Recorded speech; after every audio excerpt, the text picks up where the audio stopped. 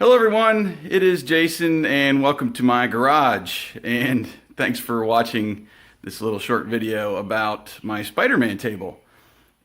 Just wanted to take a few minutes, and if anybody wanted to attempt something like this, to show you all the supplies I used and how I kind of put it together. But it was a very fun project, something I really wasn't anticipating doing until I got a request from a friend to get something for her daughter's birthday after seeing my initial attempt at decoupage. So I'm gonna superimpose some pictures of my process along the way, and hopefully you get an idea of how it all came together.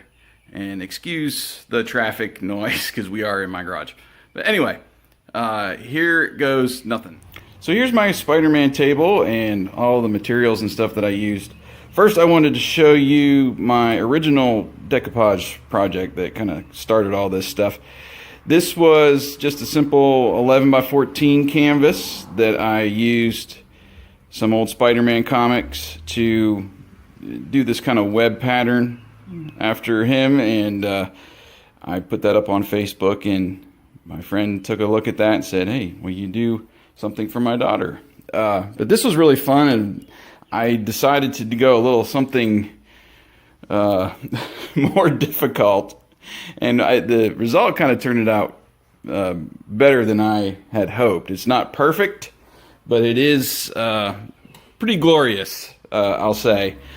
First, just find some comics. These were just I found in the 50-cent or dollar bin. They're in probably what you would call fair condition. You know, the paper's kind of faded. There's maybe a couple rips or tears here and there. Really, you know, for collectors, it's not one that you're gonna, you know, frame or hang up somewhere. Just ones that you can rip up, good for this kind of recycling project and using in a new way. So I found a couple web of Spider-Man comics. And then for the table, I just found at the local Habitat for Humanity store, I think it was $10 or $15. You know, it was just the regular wood finish, and got some spray paint. I used this Rust-Oleum that comes with the primer. This is the first time I've really used spray paint on something like this. It did pretty well. Don't want to get it too thick. I did find that out because it kind of bubbled up in a couple places, and I had to kind of sand it back. But this is kind of the gloss finish. And then this is my decoupage glue. There's lots of different kinds out there, different finishes and such. But this is what I use to glue the comics and to actually seal them in as well. I also used a clear coat to kind of spray down the top to seal in the paper, and so you're not gonna try to rip up everything, rip up any of the comics, or if you spill something on here that won't bubble up. I don't know if it's gonna, how long it'll last, but it'll at least seal and kind of protect your work. All of the black area, I just used a marker. I like the Marks a Lot brand better than the Sharpie because it seems to be more permanent. The Sharpie, even with the glue, was kind of coming up after I initially drew on it. So I went back through and used the Marks a Lot on the heavier areas. And then I just found some white yarn that was 34 cents at Hobby Lobby to do the webs on the side. But here it is. As you can see, I tried to outline his face and tried to get more of the red parts of the comic there. It didn't always work out, but using the black Sharpie and even like a more fine point Sharpie to do the web pattern in between kind of makes his face come out more. But it's just as simple as you're essentially creating a jigsaw puzzle and creating the pieces yourself. And whatever you want to do, as far as, do you want to keep do a couple panels, keep those together, 2 or 3. I think that's what I did on the sides here. So you get the kind of white border in between. Some of these over here, I kind of cut out the white border and just did one panel in itself, and then trimmed to fit the pattern I made with his face. And how I did the pattern was just simply I printed out a picture, and I actually had to get my phone up above it to make it a little bit wider, shine the light down, and made the shadow to trace his face. His eyes are this white kind of pearlescent paper. I actually stole a sheet from work and just trimmed out to fit the eyes, but it's got a nice little sheen to it. You probably can't tell on the video, but it makes that kind of, you know, nylon or whatever type of material he uses for the actual suit. But I went through, I just took some painter's tape, I drew the lines for the bottom here. I sprayed the blue first. So I just marked out the areas which I was going to do red later, and then sprayed the table. I even taped off the top, since I was doing that all red as the border. And then the black symbol was just printed off from an image I found online. I cut it out and taped it down to the surface and just traced it with the Sharpie marker. That turned out really well.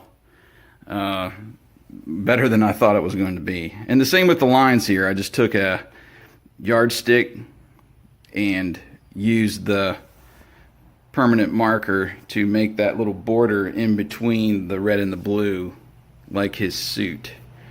But that was pretty much it. I like to put what issues I used for the comics in case the person wants to go out and collect those at some point. I like to cut those out just to save, so I know, or the person knows, which comics was used. But this was a really fun project. As you can see, I cut out, there were some extra Spider-Mans and like some advertising in the comic book.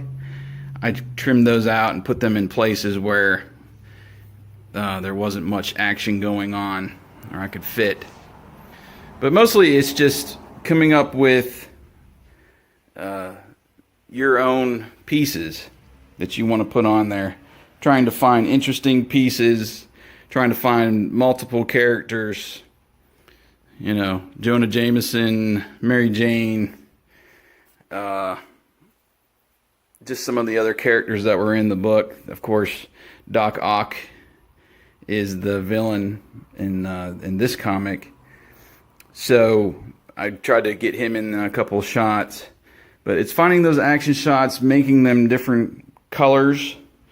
And then, like I said, I was trying to do more red in the middle, which with those two comics didn't actually have enough to get it fully red like I originally intended. But it was a fun process. And you want to, you know, take your time, let the glue dry.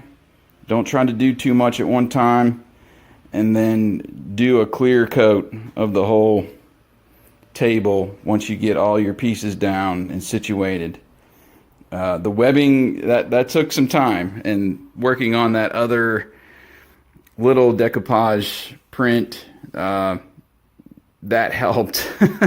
But it's just a matter of having that picture of his face next to me as I'm trying to cut out these and fit in there. And again, like I said, it's not perfect.